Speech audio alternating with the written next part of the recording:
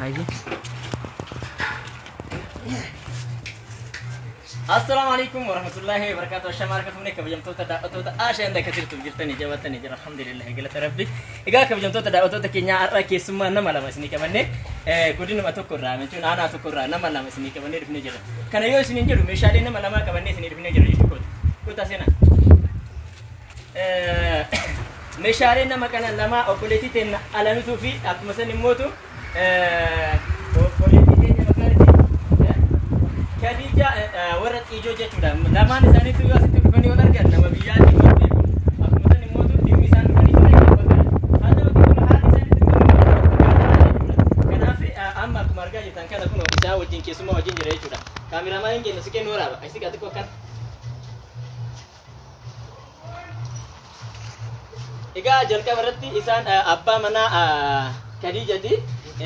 Isaan immoo eessuma Alamituuti. Asumatti mootu isaan immoo kotame namni kun namni hedduun bu'aacee baay'ee keessa namoota darbeedha jechuudha. Maaliif dursa wanni sii kenneef darbeeti munguddoota namoonni sii kenneef boodaan dubbadha. Egaa kabajamtoota daawwattoota keenyaa namni meeshaa kana xalabachuudhaaf dura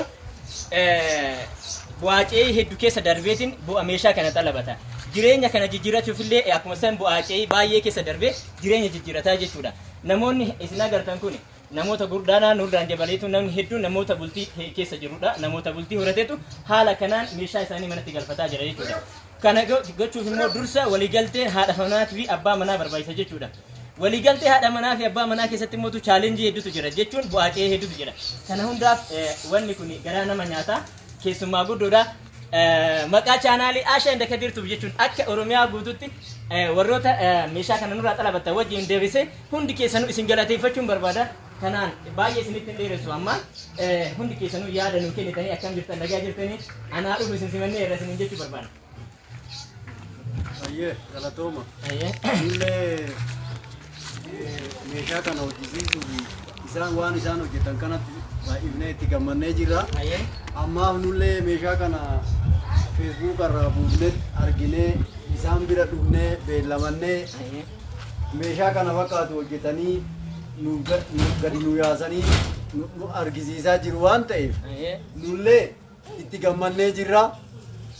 Gara fuulduraallee maamila biraallee finnee maamilli biraallee meeshaa kana biyya keenyatti ilaalee inni kastamariin biraa dhufee waan kana akka nuyi kanatti meeshaa kana biyya isaaniitti ittiin akka galatan godhuu barbaanna waan ta'eef isaan illee haadha manaa fi obbo Kadirii fi haadha manaa isaanii illee Waaqayyo umrii isaanii haa dheerechuu.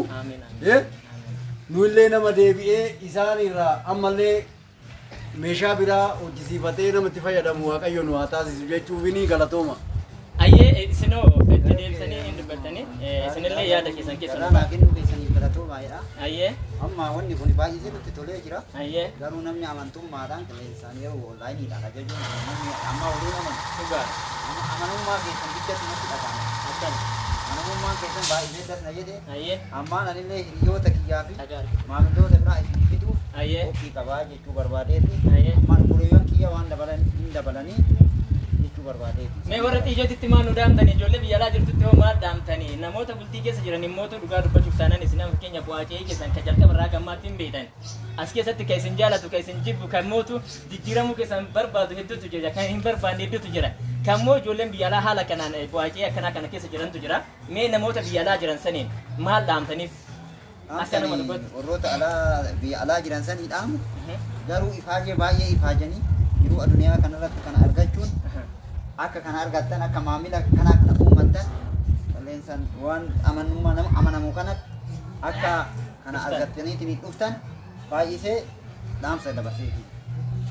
egaa ittaansuudhaan Magarsaan abbaa manaa Alamituuti asumaa yaada nuuf kennitan isinillee meeshaa kana kun nurra kan kana bichaa miti immoo akkuma san haadha manaa keessa wajjin waliin ta'uudhaan meeshaa kana haala kanaan qarshii guddaadhaan itti baastanii bittanii yoo jikaate meeshaan kun yeroo ammaa kana gara qarshii 200,000tti deema. Kana jechuun immoo akka laayyootti hin dhufu ji'a takkatti hin dhufu ji'a lamatti hin dhufu dafqameeti arrabsameeti ergameeti ilmi namaa sabni keenya jechuun biyya alaa taa'eetiin of jijjiiruuf as keessatti biyya alaa deemee biyya ofiitti bahee haadha manaa abbaa manaa isaatirraa bahee ilmi isaatirraa baheeti jijjiirama kana kan fide jechuudha.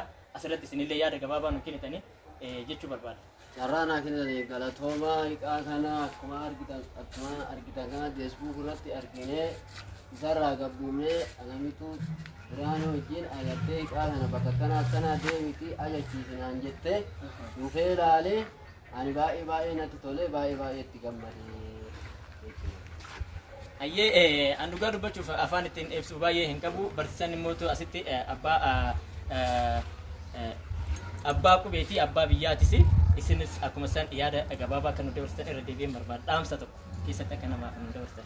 Tole anillee meeshaa kana asii hojjisiifnee nuu fedhannee biyyatti hin galle akkuma duratti jechuuf yaade kastamarii biraa finne isaan illee dhufanii waan akkanaa kana akka hojjisiifatanii biyya ofiitti hin galaniif. Inni biroo immoo warroonni Oromiyaa keessa jirtan hundi keechanu nullee meeshaa kana hojjisiifachuuf Facebook irraa gadi buufneeti hundi keessanuu warri miidiyaa hordoftan waan amma nuyi dabarsaa jirru kana laaltanii isinillee achirraa gadi buufattanii obbo Kadir bira dhuftanii maamila taatanii isinillee maamila biraa akka uumtaniif hin jedhaa.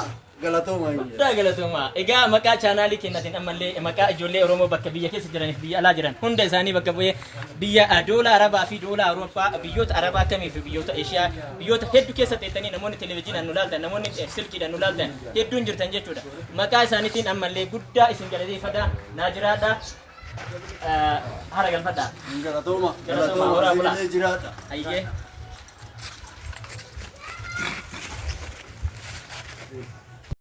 Tayo, Abdi, mana?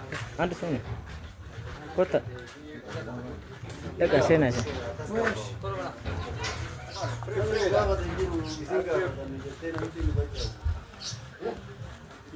Nasa.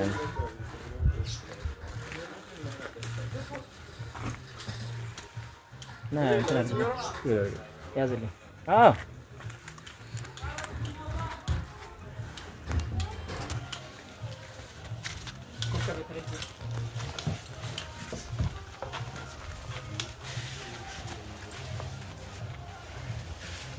Nah, udah sih nana berarti benar kena.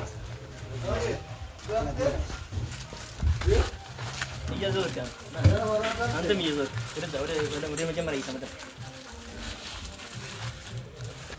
Agak sih.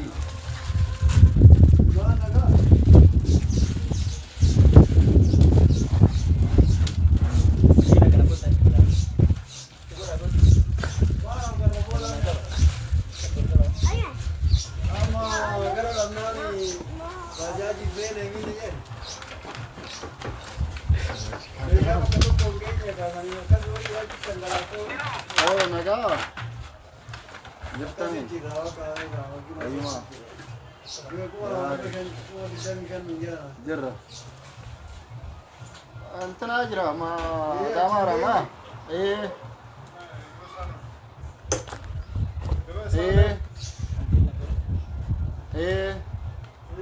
Jangan budi dari mana wajah mana?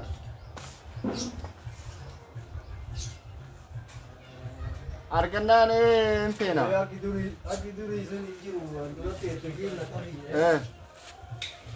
Akan wajah tisu. Maka wale member matan dena.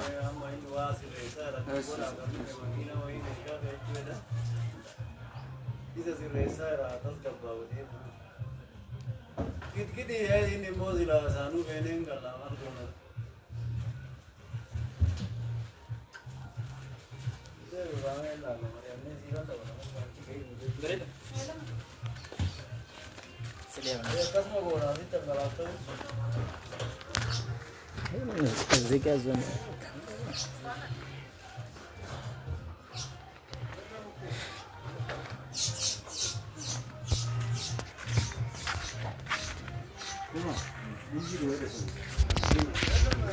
Ini